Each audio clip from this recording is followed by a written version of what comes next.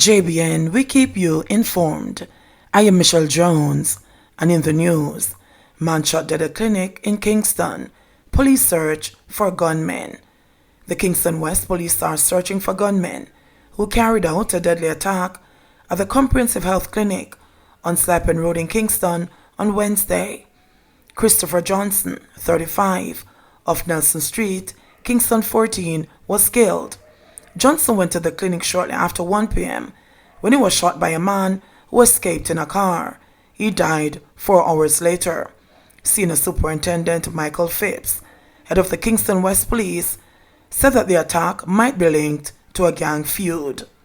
Sissoko investigating abduction and assault of 3-year-old in Montego Bay.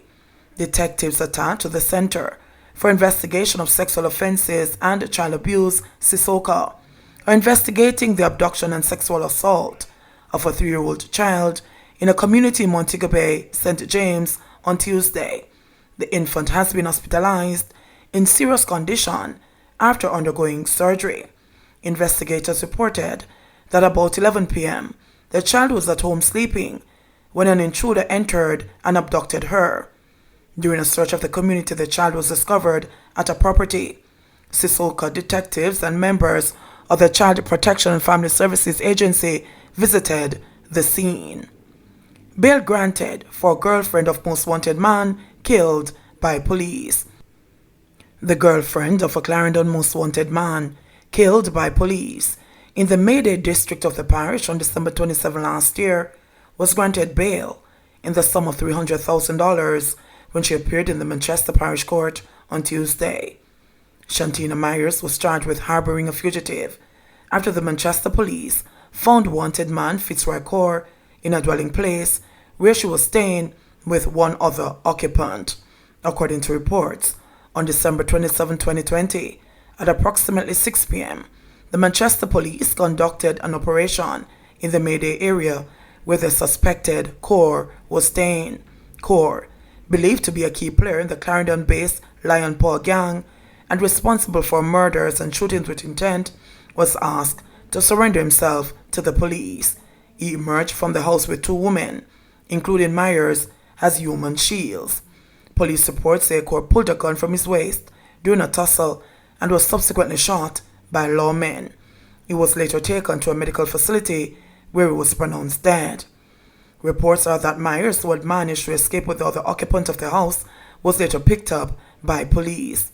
It is also reported that she was responsible for renting the house in Mayday and admitted to the police that she was aware of her partner's status and the allegations against him.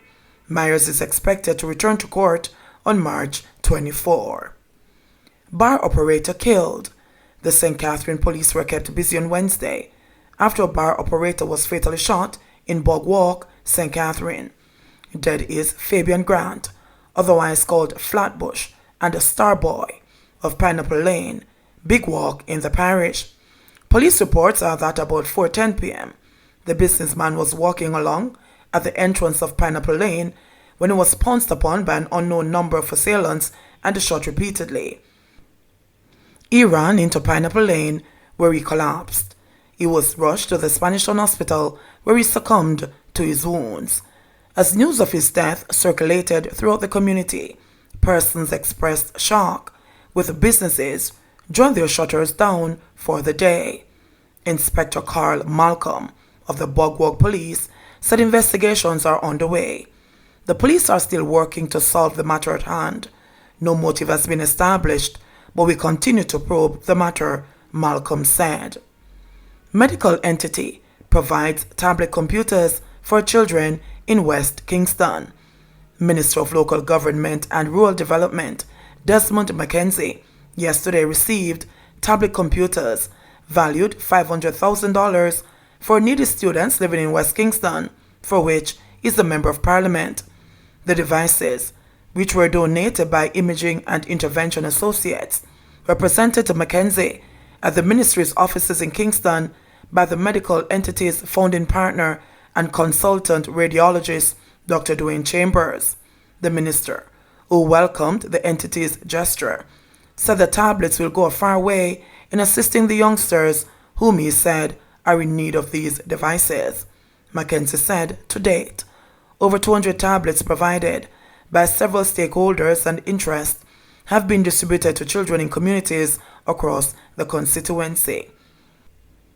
We have received tablets through the Ministry of Education, Youth and Information, and we have gotten assistance from individuals who believe that education is the key to the success of these youngsters, he said. In this regard, Mackenzie said he was exceedingly happy that Imaging and Intervention Associates have found it in your heart to remember the young people in West Kingston. 3 of the beneficiary students received devices during the presentation ceremony. One of the recipients, Kingston Technical High School student Cassandra Gray, thanked the donors, noting that their gesture was timely in light of the coronavirus COVID-19 pandemic now impacting Jamaica. The other 2 students, Akila Fraser from North Street Primary School and Ishmael Dockett from St. Aloysius Primary School, who will be sitting the upcoming primary exit profile PEP exams, said they were also grateful for the tablets. Police erect barriers in Trenchtown as violent attacks increase. Security barricades have been erected in the community of Trenchtown from Lower 1st Street to 5th Street along each intersection, linking West Road to prevent further drive-by shooting as tension continues to rise in the area. There has been a spate of deadly shootings in the community believed to be fueled by warring factions. The community has been placed under curfew since 7 p.m. Thursday, and this will remain in effect until 6 p.m. today. The curfew follows Wednesday's fatal shooting at a night of a slain vendor, Debbie Eaton, about 9 p.m. on 1st Street. 3 persons, including a pregnant woman, were shot and injured. The deceased in that shooting has been identified as 41-year-old Trace Newland. Residents said that they fear that Wednesday's shooting may have deepened tensions in the space. It's first I'm seeing the barriers put up like that. Each barrier need a police. Barriers alone can't stop gunman. The police know that things can get ugly. Them don't even want to see any gathering outside of the curfew hours. The place tends away, the resident said. The security forces have heightened their presence in the community with regular patrols.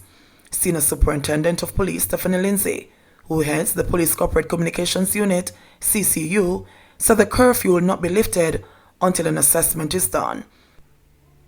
In this instance, we know that one of the victims in this particular shooting incident is one where we anticipate there could be counter-shooting and reprisals, so we are looking at it from many standpoints, Lindsay said.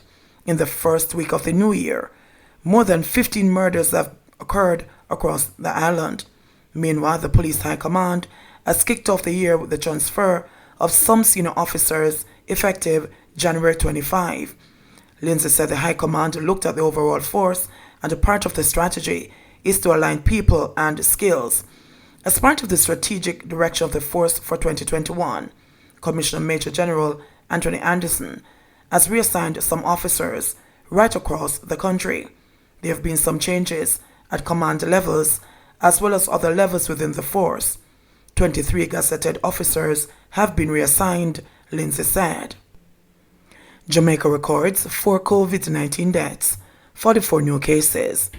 Jamaica's COVID-19 death toll climbed to 311 today after the island recorded 4 new virus fatalities. According to the Ministry of Health and Wellness, the new deaths consist of a 78-year-old male from St. Anne, a 56-year-old female from Trelawney, a 70-year-old female from St. James whose death was previously reported under investigation, and a 78-year-old female from St. James whose death was also previously under investigation. The country also recorded 44 new cases of the virus, pushing the total number of cases recorded in the country to 13,455. Of the 44 newly reported cases, there were 14 males and 30 females, with ages ranging from 1 to 76 years. 24 of the cases were recorded in Kingston and St. Andrew, 10 in St. Catherine, 6 in St. James, 2 in Westmoreland, and 1 each in Manchester and St. Anne. All of the new cases were reported under investigation. The country also recorded 56 new recoveries, bringing the number to 11,379. JBN, we keep you informed. Please remember to subscribe, like, share, leave us a comment and click the notification bell to receive our daily news items.